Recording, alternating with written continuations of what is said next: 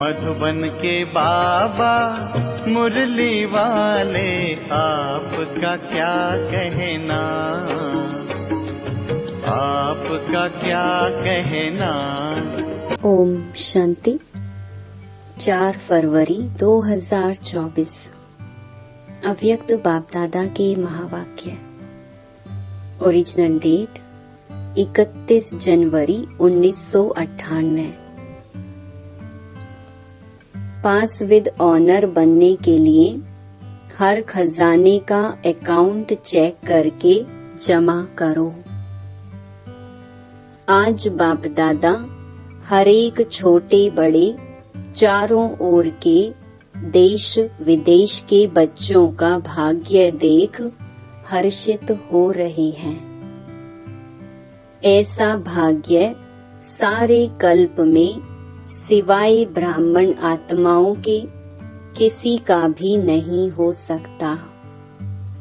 देवताएं भी ब्राह्मण जीवन को श्रेष्ठ मानते हैं। हर एक अपने जीवन के आदि से देखो कि हमारा भाग्य जन्मते ही कितना श्रेष्ठ है। जीवन में जन्मते ही माँ बाप की पालना का भाग्य मिलता है। उसके बाद पढ़ाई का भाग्य मिलता है। उसके आगे गुरु द्वारा मत व वरदान मिलता है।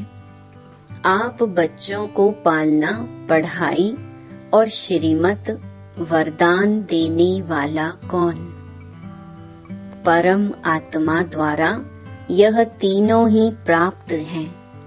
पालना देखो, परमात्मा पालना कितने थोड़े कोटों में से कोई को मिलती है। परमात्मा शिक्षक की पढ़ाई आपके सिवाय किसको भी नहीं मिलती है। सतगुरु द्वारा श्रीमत वरदान आपको ही प्राप्त है, तो अपने भाग्य को अच्छी तरह से जानते हो। भाग्य को स्मृति में रखते हुए झूलते रहते हो, गीत गाते रहते हो, वाह मेरा भाग्य। अमृत वेले से लेकर जब उठते हो तो परमात्मा प्यार में लवलीन होके उठते हो। परमात्मा प्यार उठाता है। दिनचर्या की आदि परमात्मा प्यार होता है। प्यार नहीं होता तो उठ नहीं सकते। प्यार ही आपके समय की घंटी है। प्यार की घंटी आपको उठाती है। सारे दिन में परमात्मा साथ हर कार्य कराता है। कितना बड़ा भाग्य है जो स्वयं बाप अपना परम धाम छोड़कर आपको शिक्षा देने के लिए आते हैं। ऐसे कभी सुना कि भगवान रोज अपने धाम को छोड़ पढ़ाने के लिए आते हैं? आत्माएं चाहे कितना भी दूर दूर से आएं, परम धाम से दूर और कोई देश नहीं है। है कोई देश?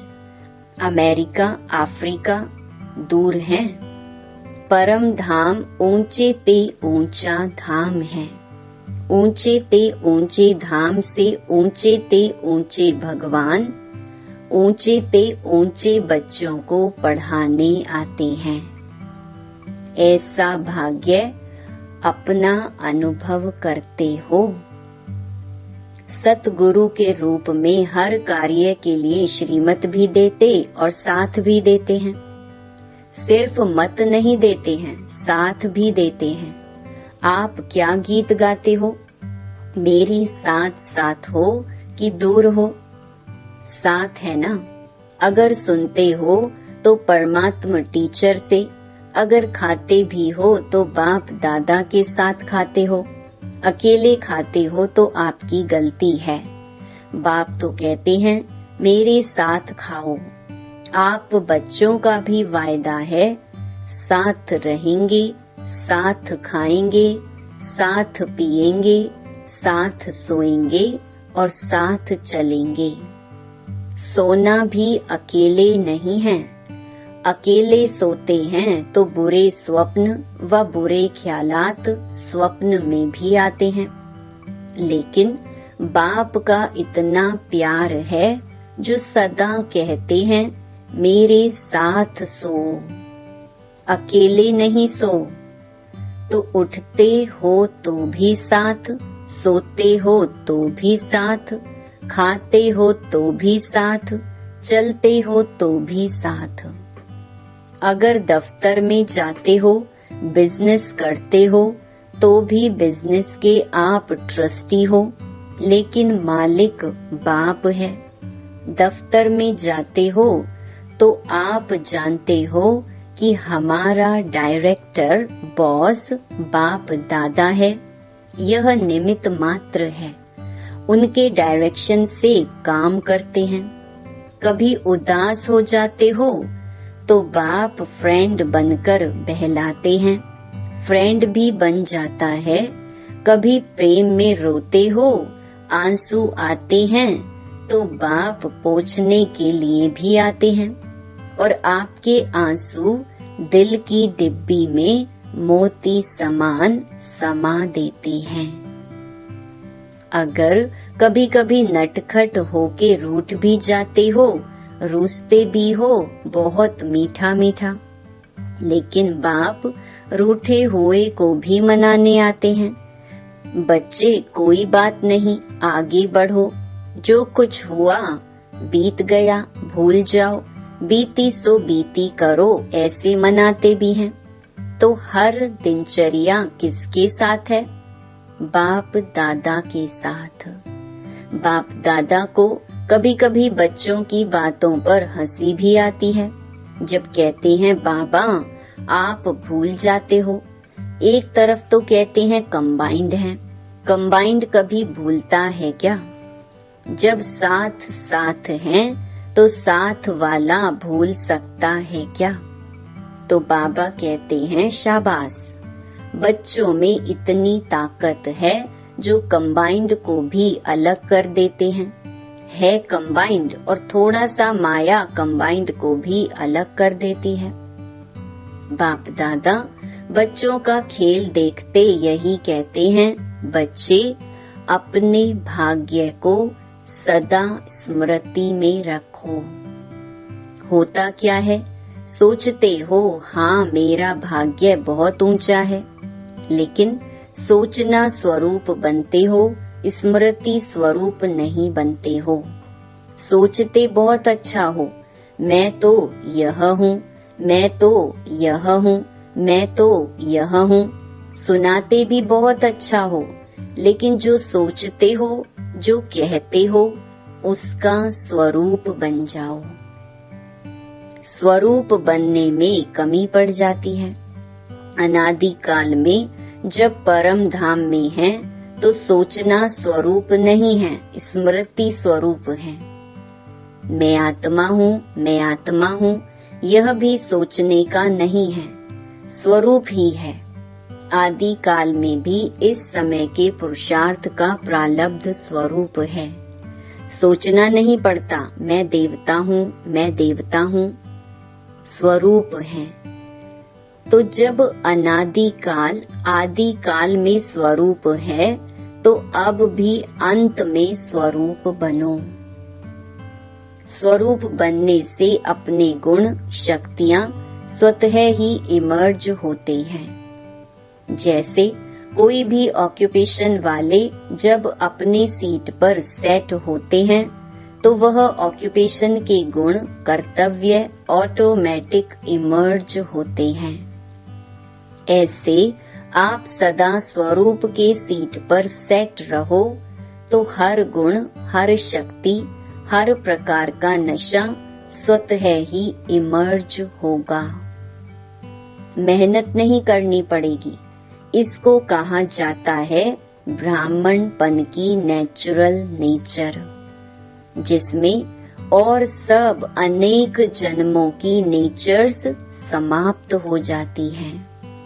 ब्राह्मण जीवन की नेचुरल नेचर है ही गुण स्वरूप, सर्व शक्ति स्वरूप, और जो भी पुरानी नेचर्स हैं वह ब्राह्मण जीवन की नेचर्स नहीं है।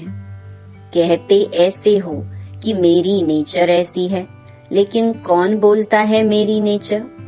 ब्राह्मण व क्षत्रिय व पास्ट जन्म के स्मृति स्वरूप आत्मा बोलती है।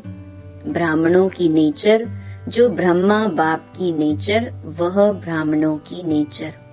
तो सोचो, जिस समय कहते हो मेरी नेचर, मेरा स्वभाव ऐसा है, क्या ब्राह्मण जीवन में ऐसा शब्द मेरी नेचर, मेरा स्वभाव हो सकता है? अगर अब तक मिटा रहे हो और पास्ट की नेचर इमर्ज हो जाती है, तो समझना चाहिए इस समय मैं ब्राह्मण नहीं हूँ, क्षत्रिय हूँ। युद्ध कर रहा हूँ मिटाने की। तो क्या कभी ब्राह्मण कभी क्षत्रिय बन जाते हो? कहलाते क्या हो? क्षत्रिय कुमार या ब्रह्मा कुमार? कौन हो? क्षत्रिय कुमार हो क्या? ब्रह्मा कुमार, ब्रह्मा कुमारियां, दूसरा नाम तो है ही नहीं। कोई को ऐसे बुलाते हो क्या कि हे क्षत्रिय कुमार आओ? ऐसे बोलते हो या अपने को कहते हो कि मैं ब्रह्मा कुमार नहीं हूँ, मैं क्षत्रिय कुमार हूँ?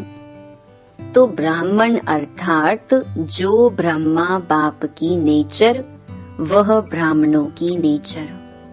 यह शब्द अभी कभी नहीं बोलना, गलती से भी नहीं बोलना, ना सोचना क्या करूं मेरी नेचर है। यह बहानेबाजी है। यह कहना भी अपने को छुड़ाने का बहाना है। नया जन्म हुआ, नए जन्म में पुरानी नेचर, पुराना स्वभाव कहाँ से इमर्ज होता है? तो पूरे मरे नहीं हैं, थोड़ा जिंदा हैं, थोड़ा मरे हैं क्या? ब्राह्मण जीवन अर्थात जो ब्रह्मा बाप का हर कदम है, वह ब्राह्मणों का कदम हो। तो बाप दादा भाग्य को भी देख रहे हैं, और इतना श्रेष्ठ भाग्य, उस भाग्य के आगे यह बोल अच्छा नहीं होता। इस बारी मुक्ति वर्ष मना रहे हो ना? क्या क्लास कराते हो? मुक्ति वर्ष है। तो मुक्ति वर्ष है या 99 में आना है? 98 का वर्ष मुक्ति वर्ष है। जो समझते हैं यही वर्ष मुक्ति वर्ष है, वह हाथ हिलाओ। देखो, हाथ हिलाना बहुत सहज है। होता क्या है, वायुमंडल में बैठे हो ना, खुशी में झूम रहे हो तो हाथ हिला देते हो, लेकिन दिल से हाथ हिलाओ, प्रतिज्ञा करो। कुछ भी चला जाए, लेकिन प्रतिज्ञा मुक्ति वर्ष की ना जाए, ऐसी पक्की प्रतिज्ञा है। देखो, संभाल के हाथ उठाओ। इस टीवी में आवे या ना आवे, बाप दादा के पास तो आपका चित्र निकल रहा है। तो ऐसे ऐसे कमजोर बोल से भी मुक्ति। बोल ऐसे मधुर हो, बाप समान हो, सदा हर आत्मा के प्रति शुभ भावना के बोल हो, इसको कहा जाता है युक्ति युक्त बोल। साधारण बोल भी चलते फिरते होना नहीं चाहिए। कोई भी अचानक आ जाए तो ऐसा ही अनुभव करे कि यह बोल हैं या मोती हैं। शुभ भावना के बोल हीरे मोती समान हैं, क्योंकि बाप दादा ने कई बार यह इशारा दे दिया है कि समय प्रमाण अभी थोड़ा सा समय है सर्व खजाने जमा करने का। अगर इस समय में समय का खजाना, संकल्प का खजाना, बोल का खजाना, ज्ञान धन का खजाना, योग की शक्तियों का खजाना, दिव्य जीवन के सर्व गुणों का खजाना जमा नहीं किया, तो फिर ऐसा जमा करने का समय मिलना सहज नहीं होगा। सारे दिन में अपने इन एक एक खजाने का अकाउंट चेक करो। जैसे स्थूल धन का अकाउंट चेक करते हो ना, इतना जमा है, ऐसे हर खजाने का अकाउंट जमा करो, चेक करो। सर्व खजाने चाहिए। अगर पास विद ऑनर बनने चाहते हो तो हर खजाने का जमा खाता इतना ही भरपूर चाहिए जो 21 जन्म जमा हुए खाते से प्रारब्ध भोग सको। अभी समय के टू लेट की घंटी नहीं बजी है, लेकिन बजने वाली है। दिन और डेट नहीं बताएंगे, अचानक ही आउट होगा। Too late. फिर क्या करेंगे? उस समय जमा करेंगे। कितना भी चाहो समय नहीं मिलेगा। इसलिए बाप दादा कई बार इशारा दे रहा है, जमा करो, जमा करो, जमा करो।